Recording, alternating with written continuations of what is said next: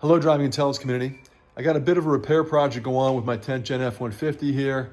I got some King Ranch seats out of a junkyard vehicle a long time ago, and for some reason, the power seats have always been going slow to the point now where they're blowing fuses.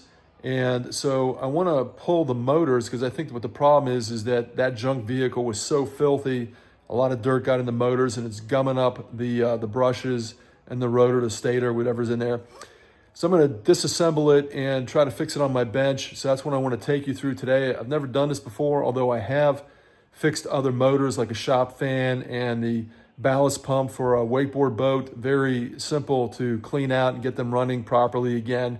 I'm not going to show you how to pull the seat, but I am going to show you the motor as it sits in the seat, how I'm going to get it off or get it apart, do the repair, and then put it back together to get it running again.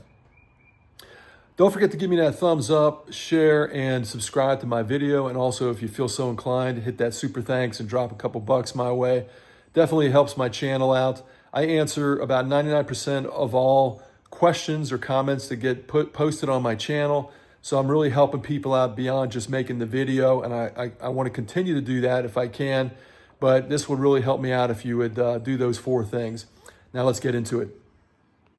So here you can see the seats, and thanks to my girlfriend, we got a really nice cozy place for Abe in the back here. But this is the power seat function that I'm talking about. You can see there is no operation from this. So again, I know it's the way I wired this up, I know there's something going on with the motor. So I'm going to take out the 5 bolts to hold this thing in, get it on the tailgate, and start disassembly. Unfortunately, the back bolts on the inside are covered by the seat, so I'm going to have to put a fuse in it to get the seat to move a little bit. I thought I'd show you my setup here underneath the console, this Navigator console, and I'll link that video below. But it's a little bit of a hornet's nest, but it's well organized in terms of the wiring. I've got wiring that goes to both seats, some LED lights, heated seats, the power seats. So right here is where, over here is where the fuse goes. I'm going to put a fuse in so I can move the seat up and get it out.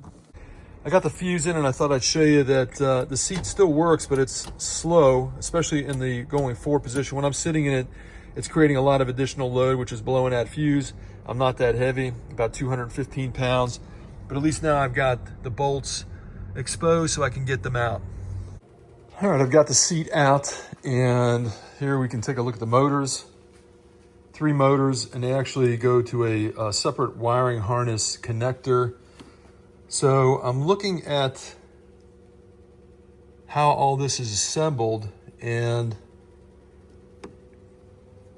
I'm wondering if the entire assembly comes out with these screws here.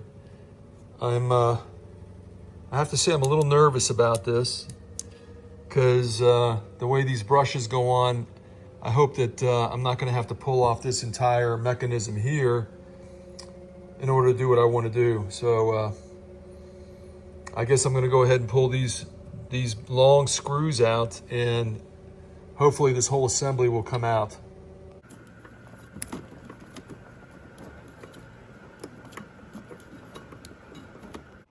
This was much simpler than I expected. So we have some rods here that go into the motors, and the motors turn the gears. So that's all self-contained over here.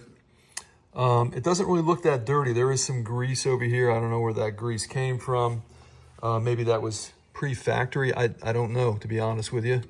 But what I want to do is clean out these motors here. So I've actually got it all disconnected, including the wiring harness, so I can put this on the bench over here and do some good assessment and see what's going on within the motor here. So the brushes are obviously on this side, came out with the motor assembly. This project gets easier and easier. So I pulled the stator out with the rotor, and you can see that the brushes are all exposed. They look a little dirty, so I'm going to clean those up, but it doesn't look as bad as I anticipated. So they were pretty much sealed units. But the one thing I did find that was odd is that this cap was actually protruding, which could have caused some binding on the motor. I pushed that back in, and it didn't go in easily, so it definitely did not come out with the motor.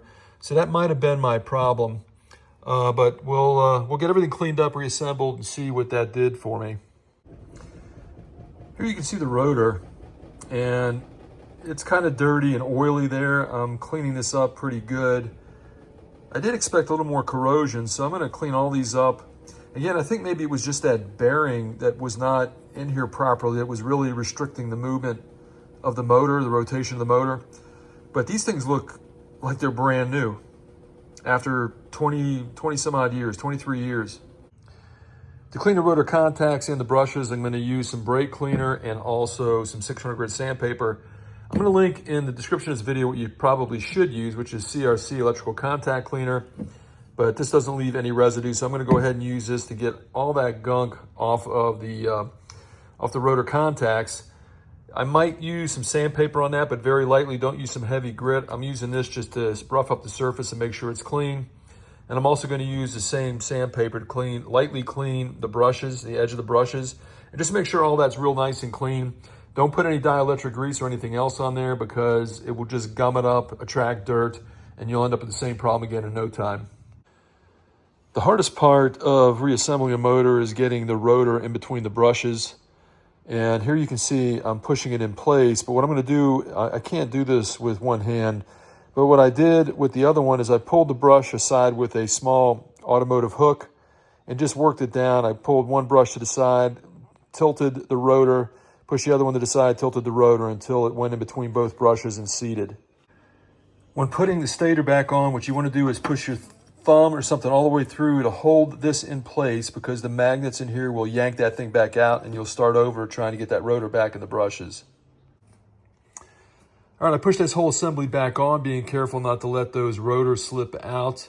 And I had to jiggle it quite a bit to get everything to seat. I've got one screw in here holding together, 4 more screws to go, and then we can go on with the next step. Seat's back in, so let's do the test. Moving backward is nice and smooth.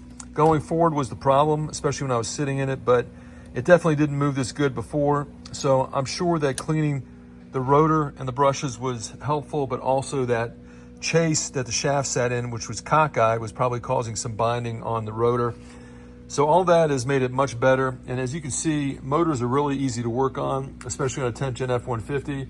But if you've got any vehicle with a motor problem, especially on these seats, it looks like it's not such a challenging job. I hope this helped you out. It definitely is helping me out. I love having my seat back in working order again. Don't forget to give me that thumbs up, and I'll see you next time on Driving Intelligence.